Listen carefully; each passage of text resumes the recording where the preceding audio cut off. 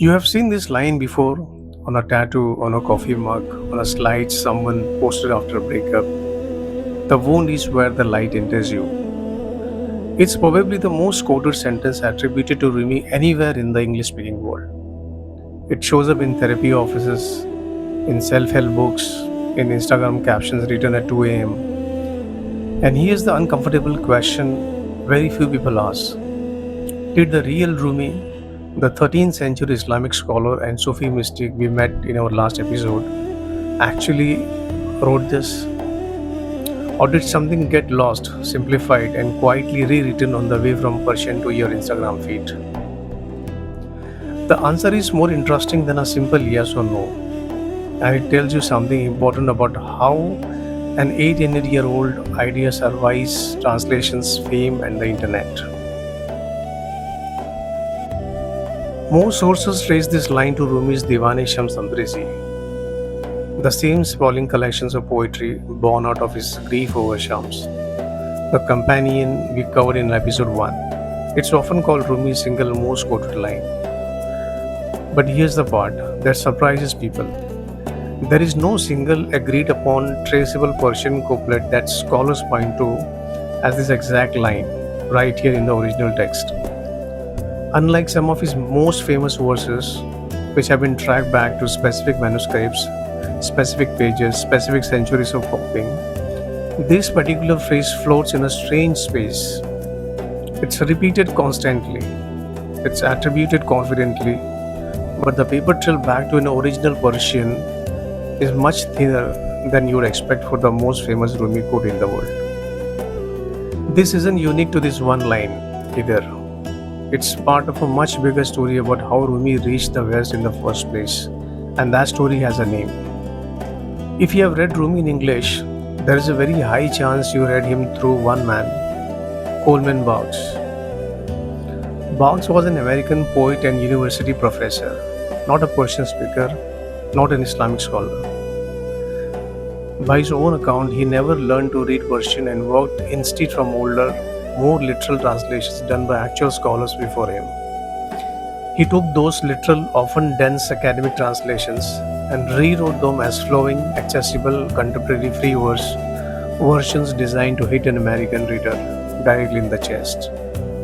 It worked. It worked spectacularly. Over 500,000 copies of his books have sold, a staggering number in a poetry market where most poetry collections never cracked 10,000. Barks didn't just translate Rumi for the West.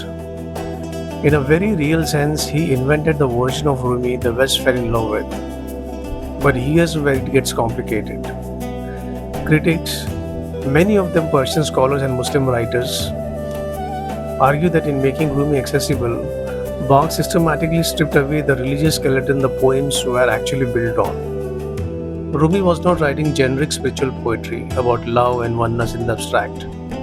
He was an Islamic scholar steeped in the Quran, writing within a specifically Sufi Muslim framework. Concepts that reference Allah, the Prophet, and Quranic ideas, were in many popular English versions softened or removed entirely, leaving something that reads more like universal self help than what it actually was devotional Islamic mysticism. One frequently cited example, religion free invitation to meet beyond ideas of right and wrong. Beautiful but quietly emptied of the specific traditions it came from. There is an even sharper example scholars point to. A poem widely shared as Rumi's declaration that he belongs to no religion at all, neither Christian, Jew, nor Muslim, doesn't actually appear in any of the earliest verified manuscripts of his work. It's repeated everywhere. It's also, according to careful manuscript researchers, simply not this. None of this means Barks set out to deceive anyone or that his work has no value. Plenty of readers found something real and moving through his versions, and that response is not nothing. But it does mean that what most of the English speaking world calls Rumi is really a layered translation of a translation, filtered through one American poet's literary instincts, sometimes drifting far from the specific devout Muslim mystic who actually wrote it. Here's where it is important not to overcorrect. Just because the famous one liner's exact debut trail is shaky doesn't mean the idea behind it is fake or foreign to Rumi. In fact, the theme of suffering as a doorway rather than a dead end runs all through his verified, well documented work. In the Masnavi, his major work, composed later in life and much more reliably preserved across manuscripts, Rumi repeatedly returns to a specific idea that grief is not the end of the story but preparation for what comes next. One of his more carefully documented lines describes sorrow as something that violently clears out a house so that new joy has room to move in. Another insists that nothing we lose is truly gone, it simply returns to us in a different form. This is the real Rumi's position on wounds, and it is more specific and more useful than the meme version. Pain is not just generically good for growth in some vague self help sense. For Rumi, suffering is what cracks open the ego specifically. The part of you convinced you already understand yourself, your beloved, your God.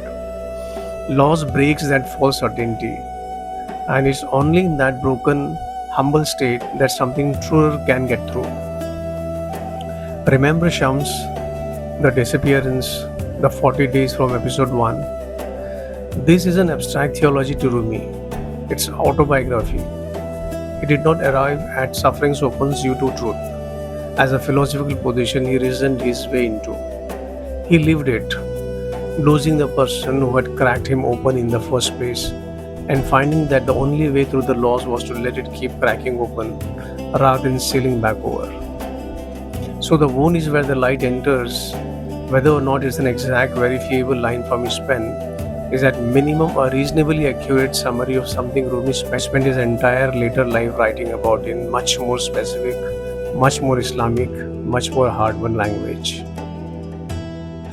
This isn't really a story about catching a quote in a lie. It's a story about what happens to wisdom when it crosses centuries, languages, and continents and gets simplified at every single step until what's left is smooth enough to fit on a coffee mug but thin enough to lose the thing that made it true in the first place. The Rumi most people know isn't lying to them, exactly. He's just been translated by a chain of well meaning people who each a little bit traded specificity for accessibility. A Sufi mystic's hardened theology about ego, grief, and divine love became a universal inspirational quote. And somewhere in that journey, the Quran disappeared, Shams disappeared, and what was left was just pain makes you grow. That's not nothing, but it's not everything either. And maybe the most honest way to use this famous line isn't to post it without contest. It's to remember that behind it stands a real man in real grief, real religious tradition, who earned every word of what he actually wrote the hard way. We have now spent 2 episodes with Rumi, his life, and the idea his life is most remembered for. From here, the old wisdom moves on to new minds, thinkers from India, Persia, and beyond who shaped how millions of people understand suffering, the self, and the search for meaning. If you want history without the Instagram caption version, subscribe. There's a lot more to uncover.